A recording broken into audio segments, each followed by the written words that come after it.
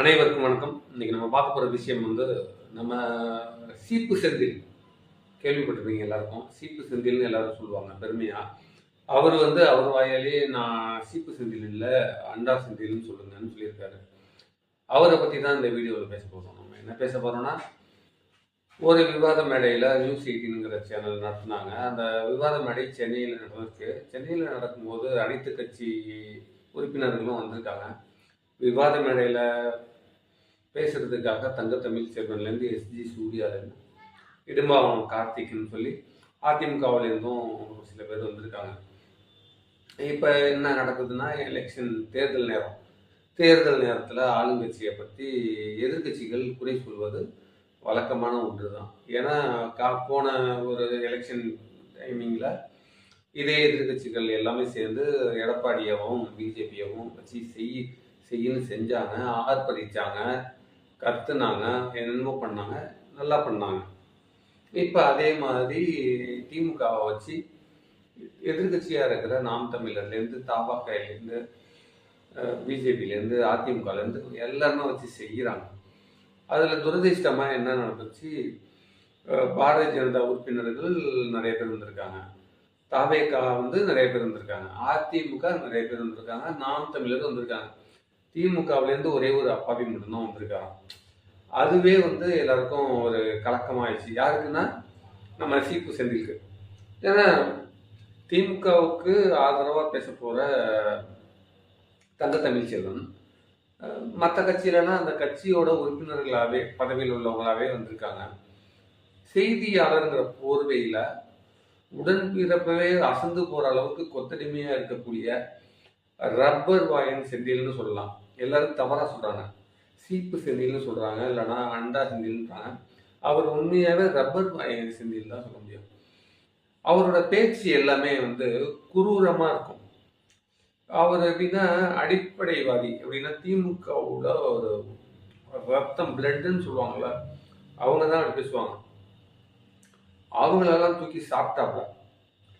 ஒரு விவாதத்தில் பேசும்போது என்ன சொல்லியிருக்காப்புல, போன பொங்கலுக்கு 2025 பொங்கலுக்கு இந்த அரசு 1000 ரூபாய் கொடுத்துச்சுன்னு வாய விட்டுருக்காப்புல. விட்டு எல்லாம் காட்டுன்னு காட்டிட்டாங்க, கொடுக்கலன்னு சொல்லியிருக்காங்க.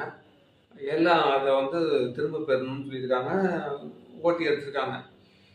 அதுக்கு கோவிச்சுக்கிட்டு வெளில போயிட்டாப்புல. நான் யாருன்னு காட்டுறேன்னு வெளில போய் அடியாளுங்களை அழைச்சிட்டு வந்து அது பேட்டியும் கொடுக்குறாப்புல. பாருங்க, நாங்கள் கேள்வி கேட்கறது ரெடியாக இருக்கோம்னு திட்டம் போட்டு ஒரு வன்முறையை கிளப்பி விட்டு எஸ்ஜி சூர்யாவை தாக்கிறதுக்கும் பிஜேபிக்காரங்க. இது யாருன்னா எஸ்ஜி சூர்யாவையும் பிஜேபியும் தான் தாக்கணும். அந்த வன்மம் இவர் மீடியாவில் புதிய தலைமுறையில் நியூஸ் 18 நிறைய சேனலில் செய்தி ஊடக பிரிவில் இப்போ முக்கியமான பொறுப்பில் இருந்திருக்காப்புல. அப்போ இப்போ இந்த அளவுக்கு கேவலமாக நடந்துக்கிறாப்புலன்னா, அப்போ செய்தியாளராக இருக்கும்போது எவ்வளோ வஞ்சகமாக எப்படிலாம் நடந்துருப்பாப்புல. இதை தான் நம்ம சொல்கிறோம்.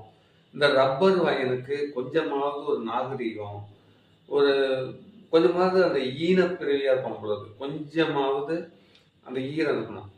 ஏன்னா எதிர்கட்சியாக இருந்தால் கண்டிப்பாக பேச்சு வாங்கணும், ஏசு வாங்கணும். ஆளுங்கட்சியாக இருந்தால் எல்லாத்தையும் வாங்கி தான் ஆகணும். பொருட்டே இல்லை. தங்கத்தமிழ் செல்வனே அமைதியாக இருக்காரு. உனக்கு தெரிஞ்ச விளக்கத்தை, சரியான விளக்கத்தை சொல்லிட்டு மேடையில் போயிரு.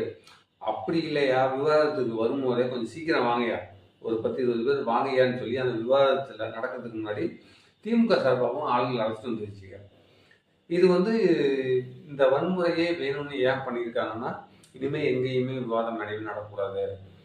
நடந்தால் பப்ளிக் மக்களுக்கு போய் சேர்ந்துடும். மக்களுக்கு போய் சேர்ந்தா திமுகவை பற்றி நல்ல பேர் வராது. திமுகவை பற்றி மக்களுக்கு நல்ல பேர் இல்லை. திமுக மேலே எல்லாம் அதிருப்தியில் இருக்காங்க. அரசு தொழிலாளர்களும் சரி, பிரைவேட் செக்டாரில் இருக்கிறவங்களும் சரி, பொதுமக்களும் சரி, யாருக்கும் பிடிக்கல. இப்போ 3000 ரூபாய் கொடுத்துருக்காங்க, சந்தோஷமாக வாங்குறாங்க. ஆனால் அடுத்த நிமிஷம் அந்த 3000 ரூபாய் 2 நாளுக்குதே நிற்காது. அதை விட அதிகம் இன்னைக்கு செலவு அதிகமாயிடுச்சு, பல மடங்கு உயர்ந்துருச்சு. அப்படிங்கும்போது எப்படி இதுக்கு ஆதரவு ஓட்டு போடணும்னு எதிர்பார்க்குறாங்க.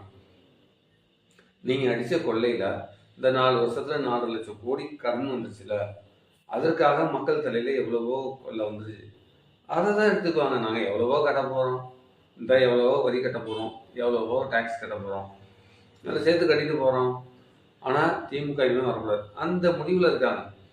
திமுக இதை தான் தொடர்ந்து இப்போ ஒரு தொலைக்காட்சியில் எல்லாரும் பார்க்குறாங்கன்னு நல்லா தெரியுது. சிசிடிவி கேமரா எல்லா இடத்துலையும் வச்சுருக்காங்கன்னு தெரியுது. வேணும்னே போய் எஸ்ஜி சூர்யாவை அவங்க ஆதரவாளர்களை அடித்து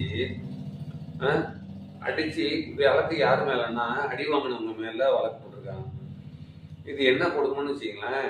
சீப்பு செந்தில் வந்து நம்ம அண்டா செந்தில் வெளியில் பேட்டி கொடுத்தாப்புல, அப்போ நியூஸ் ரீடர் இருந்தாங்க, செய்தி நடுநிலை வைப்பாங்கள்ல, அவங்க கூப்பிட்டு நீங்கள் தங்கத்தமிழ் செல்வனை கூப்பிட்டு நீங்கள் சமாதானப்படுத்தி அவங்களை அனுப்புங்கன்னு சொல்லியிருக்காங்க. தங்கத்தமிழ் செல்வன் போய் ஒரு 1/4 மணி நேரம் மல்லு கட்டியிருக்காப்புல. சீப்பு வந்து கேட்கவே இல்லையா, போயா சீப்பு என்ன எவ்வளோ மோசமாக இருக்குன்ட்டு வந்துட்டாப்புல. அப்போ வந்து தான் எஸ்ஜி சூர்யா கிட்ட நீங்கள் போயாவது பேசுங்க, போக மாட்டேங்கிறாங்க, நான் பேசி நீங்கள் போனால் தான் ஆகும் போகிறதுக்குன்னு சொல்லியிருக்காங்க. எஸ்ஜி சூர்யா போன பாவத்துக்கு எல்லாம் அடிக்க பாயினாங்க, கெட்டவாதம் சொல்கிறாங்கலாம். அந்த ஒரு பையனை பிடிச்சி 50 பேர் நடிச்சிருக்காங்க, யூடியூபர் அந்த பையன். அந்த பையன் வந்து ஆம்பளையாக இருந்தால் உண்டி கொண்டு வாங்கடான்னு கேட்டேன், வரமாட்டேன்ட்டானுங்க. இப்பயும் நாளைக்கும் எங்கே நான் போய் ஒரு போராட்டம் பண்ண போகிறேன், சங்கராபணி இதில் வந்து போராட்டம் பண்ண போகிறேன், வண்டி கொண்டு வேணா வாங்கய்யா, கும்பலை எதுக்கு 50 பேர் வரீங்க அப்படின்னு சொல்லி அந்த பையன் கேட்குறாப்புல.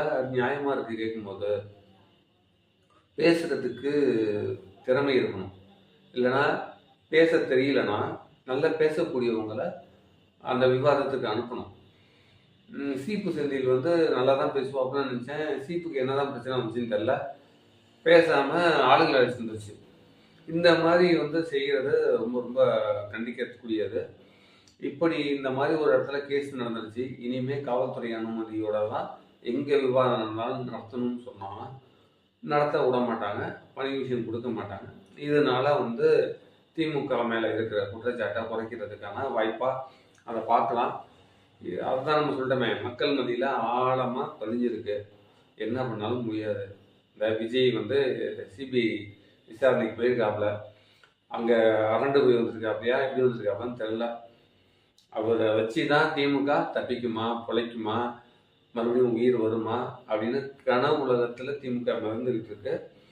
வருங்காலத்தில் பார்ப்போம் என்ன நடக்குதுன்னு. நன்றி, வணக்கம்.